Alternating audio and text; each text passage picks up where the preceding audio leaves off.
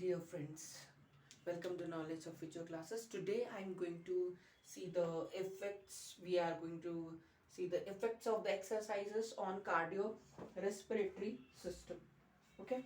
So in the effects of the exercise on cardiorespiratory, it means that if you want cardiorespiratory, it is a respiration. Okay. So effects on exercise. अगर आप exercise करोगे तो क्या respiration पे effect आएगा और respiration या cardio respiratory system पे ऐसा क्या इफेक्ट आएगा और उसके क्या इफेक्ट्स है.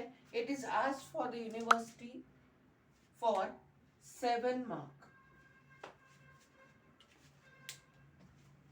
Is it clear? So this is for the 7 marks it is asked. Okay.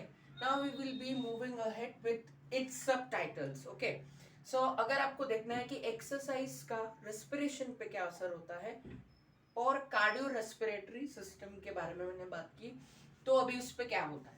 तो सबसे पहले effect on pulmonary ventilation.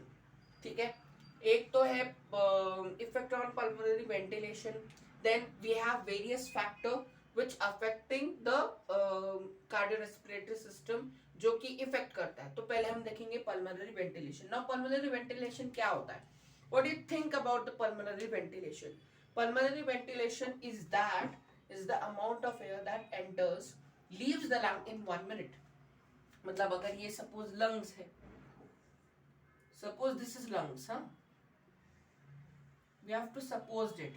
So when it enters, है ना, through the mouth या through the nasal cavity when it comes, and then it just goes like this, and when it enters and when it is leaves from it through that particular 1 minute, this is called as the pulmonary ventilation, that ventilates through that lungs. Okay, so this is effect on the pulmonary ventilation. क्या होता है वो हम देखते हैं.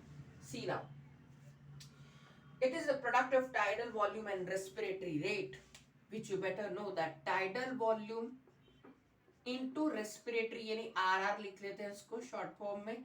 सो tidal volume जो होता है वो होता है 500 ml. ठीक है, दोनों को मिला के यानी कि ये इसका पल्मोनरी वेंटिलेशन है. Pulmonary ventilation is equals to tidal volume into RR. Tidal volume will always be a 500 ml. Now we are not discussing the tidal volume. Here you have to concentrate.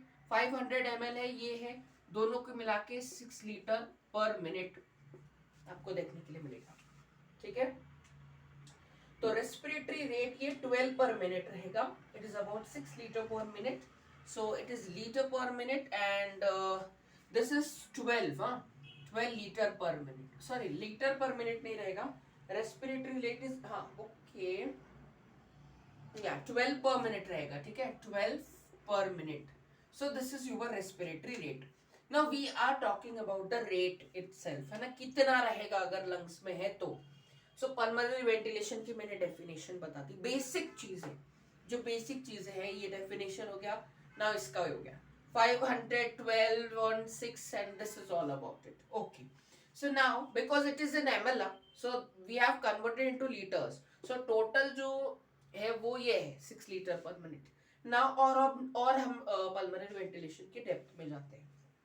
See, during exercise hyperventilation occurs, यानी कि rate or force occurs in moderate exercise respiratory rate increases to about 30 per minute. Okay, fine.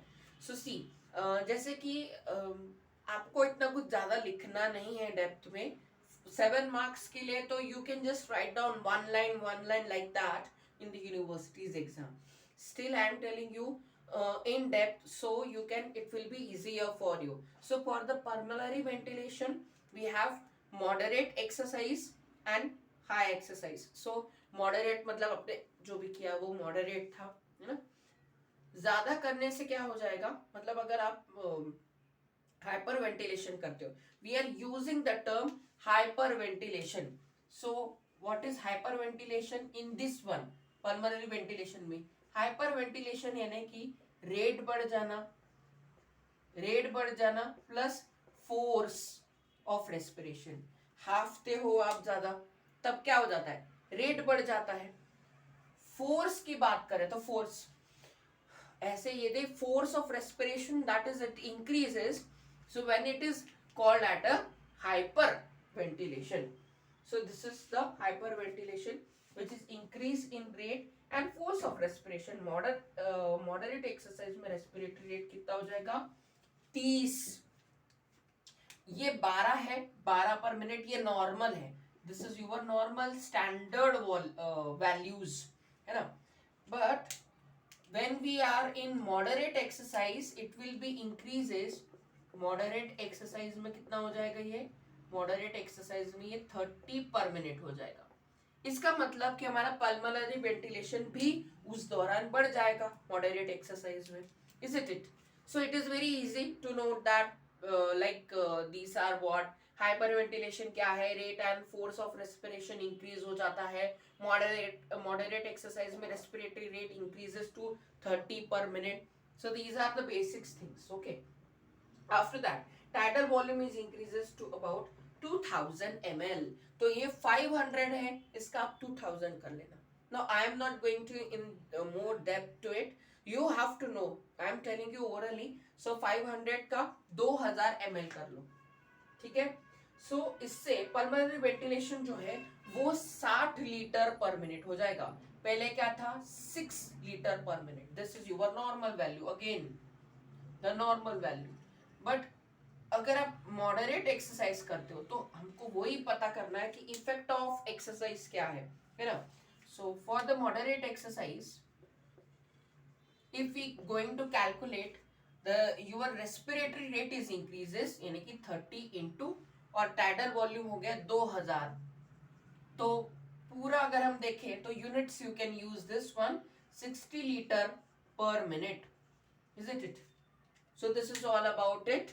I have lot of stuff over there in the pulmonary ventilation. इतना ही याद रखो, बहुत है, ठीक है, pulmonary ventilation के लिए. अब हम दूसरे इसमें आते हैं, फैक्टर्स अफेक्टिंग में. ओके, फैक्टर्स अफेक्टिंग में 5 फैक्टर्स देखने के लिए मिलेंगे. फिलहाल हम हायर सेंटर्स देखते हैं. What do you mean by the higher centres? Okay, so rate depth of respiration increases during the onset of exercise. अब आप एक्सरसाइज करते हो, आप you just go into the gym. Okay, when you go to the gym you just going to onset your respiration, isn't it? So when you are onset of exercise शुरू करती है तो rate और depth साथ ही साथ में force भी बढ़ जाता है, increases during this one. So this is called as the higher centers. इसके बारे में और बात करते हैं, ठीक है. देखो हायर सेंटर्स में बहुत कुछ लिखा हुआ है. Sometimes before starting the exercise, even the thought or anticipation of exercise increases rate and force. It is a psychic phenomena due to activation of higher centers like scabian cortex and motor cortex of brain. Okay, so this is psychic phenomena क्योंकि activation हो जाता है higher center. तो इसका क्या मतलब क्या है?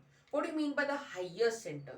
देखो, क्योंकि इसमें रेट और डेप्थ ऑफ रेस्पिरेशन बढ़ जाता है, साथ ही साथ फोर्स ऑफ रेस्पिरेशन भी बढ़ जाएगा अगर आप एक्सरसाइज करना शुरू कर देते हो तो. अब हम बात करते हैं कमांड की. तो higher centre it is a psychic process.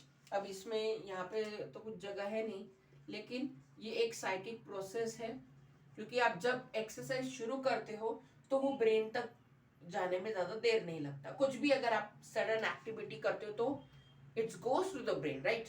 It is very simple. ना तो साइकिक प्रोसेस क्यों है? क्योंकि दो सेंटर जो है वो एक्टिवेट हो जाते हैं, ठीक है. Now the two centres is skivian cortex and motor cortex. Motor cortex और एक नाम है दूसरे कॉर्टेक्स का, वो बोलते हैं स्कीवियन कॉर्टेक्स, ठीक है, ऑफ ब्रेन. ये क्या हो जाएंगे? ये एक्टिवेट हो जाएंगे, ठीक है ना. तो basically it gets activate all these things. So simple बात ये है कि हायर सेंटर्स में और इफेक्ट ऑन पल्मोनरी वेंटिलेशन बहुत इजी है.